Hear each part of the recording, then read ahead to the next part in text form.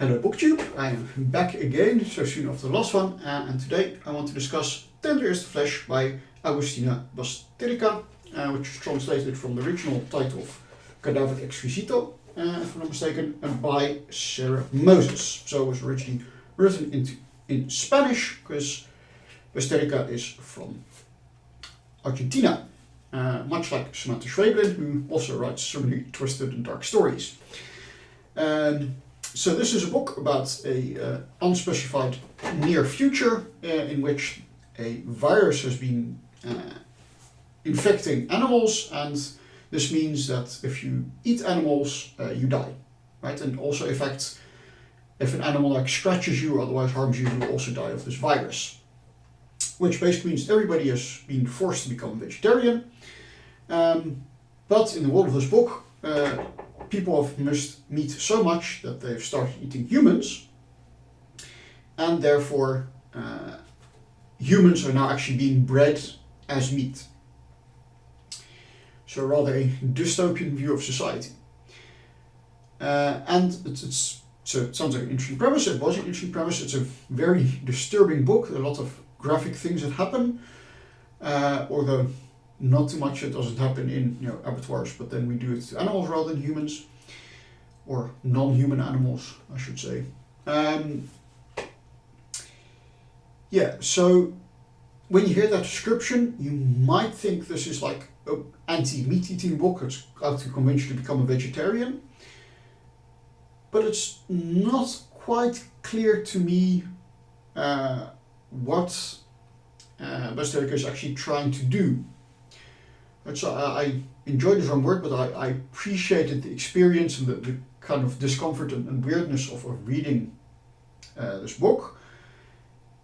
But there are also some inconsistencies which meant that the book didn't elevate itself above that kind of weird experience, at least for me.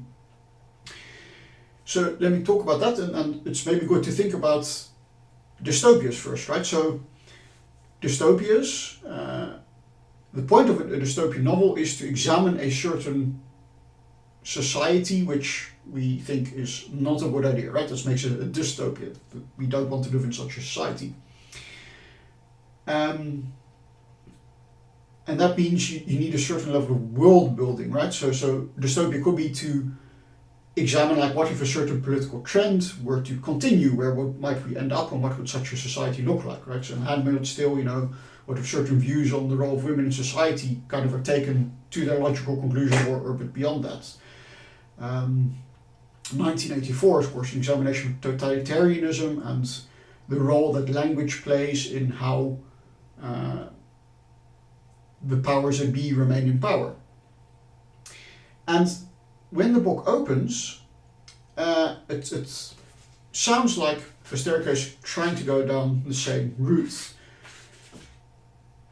Right? So if we start in the opening quotes, this is from the second paragraph of the book. The end of the first paragraph is when he wakes, so our main character is having a nightmare, and the first paragraph ends with when he wakes, his body is covered in a film of sweat, because he knows that what awaits is another day of slaughtering humans. No one calls them that, he thinks, as he lights a cigarette. He doesn't call them that when he has to explain the meat cycle to a new employee. They could arrest him for it, even send him to the municipal slaughterhouse and process him. Assassinate him would be the correct term, but it can't be used. Right, so you're presented with a totalitarian society in the sense that it's trying to control, the words that people use, even outside of official communications. And it's very interesting. We get the setup where, humans are being bred and slaughtered for meat, but the society is going to great lengths to hide that. Right, so the slaughterhouse looks nondescript. The meat is referred to as special meat rather than human meat. As we see, the main character apparently can receive the death penalty for referring to the people, or referring to the people he's slaughtering as humans. But yet, right, so there's this great sense of hiding it. There's later on in the book we learn that the posters that the butchers use to kind of find the different cuts of meat that you can get from a human are never shown to the public. So that makes it sound like, all these things are hidden, and it's about, using language to obfuscate what's going on, using euphemisms. You get very close to, lots of ideas from 1984. But there are some things that also take the impact away, right? So we immediately, right from the start, you already heard, we immediately know that it's humans that are being slaughtered, right? So we immediately know the truth, and we're never in the situation of like slowly uncovering what these euphemisms actually mean. Now we know what it is right away, and we're kind of put in the place of this character who's at least at the start of the book, having moral issues with what's going on and feeling very uncomfortable and conflicted about it.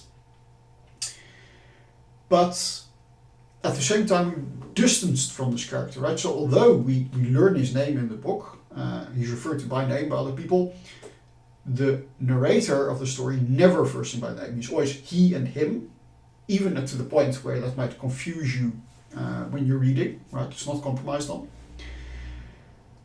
So there's a strange thing going on where we kind of distance from the main character. We're kind of already shown behind the scenes of this world, so we never feel the full strength of these euphemisms and these other words that are being used. But then also what we see happening is that, right, so although there's a setup at the start that there's this kind of totalitarian society that is breeding humans for meat because there's apparently such craving for meat, but at the same time trying to keep that hidden. Yet later on we find that there are people that like are allowed to, you're allowed to keep your own head, as they're called, which are genetically modified humans bred for meat. You're allowed to keep one at home. And in fact there are people that like kind of cut bits off their heads while keeping them alive as long as possible, so they have the most fresh meat. And there's this kind of like that is is kind of this kind of contradiction of the society that's set up before. And it's like I don't want to call that out as this book is trash because it has this plot hole, but it kind of makes it a bit unclear what's actually trying to achieve, right? So we start off thinking this is about euphemisms that we use to hide what's going on, but apparently it isn't that hidden, right? So people are quite open about it, and then they serve like fingers, right? They're not disguised by chopping up into sausages, no, they're actual fingers that get served. So how does that fit with a society that is so desperately trying to hide what is actually happening, right? That conflict is there, which kind of loses some of the punch and some of the ideas that the book could have been expressing by making it just a horror story rather than, getting us to think, for example, about the terms we use to describe the meat industry, what's going on there. Another thing to notice about the book is that the story, and I don't want to say anything about the author, but the story is sexist in the sense that women are treated horribly, right? And it's not portrayed as that this is the right way to treat women, but it's because this is such a horrific world that main character lives in, and because he's so desensitized to the horror, I think that projects onto also how he thinks about how he treats women. And there's in fact also a rape scene in this book, actually 2 rape scenes. Possibly I haven't gone back to analyze. One is at best an iffy consent situation, the second one is definitely rape. And it reminds me a bit, there's also a rape scene in The Dispossessed. And I think, and you can argue about whether it's appropriate and whether that's the right thing to do, but in The Dispossessed, the rape scene is used to kind of show how morally confused the main character has become, right? He's become so confused that he can do this terrible thing without realizing in the moment how terrible he's actually being, or dealing properly with it afterwards, but that's for another time.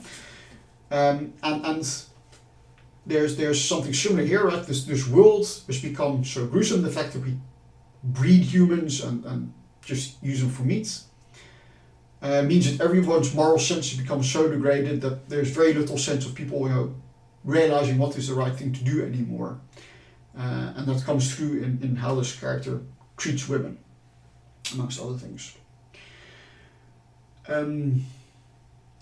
So although I think the use of language was very considered, right? There's obviously conscious choice and a conscious thought about what position Bazterrica wants the reader to be in and how to put them in that position through use of language, right? Through conscious choices of how to describe things and how to refer to the main character. But then it's odd that the world building isn't as consistent as that deliberate choice of language usage. And in the end, I think that kind of let the book down a bit for me, is that yes, the language usage was great and the reading experience was great, but that kind of confusion of what the book was not actually trying to say, or if the book was trying to say anything when it could have, kind of let it down for me. But if you have other thoughts, or the same thoughts, but especially if you have other thoughts, I would very much like to hear them. So please do leave them down in the comment box down below, and I will see you next time.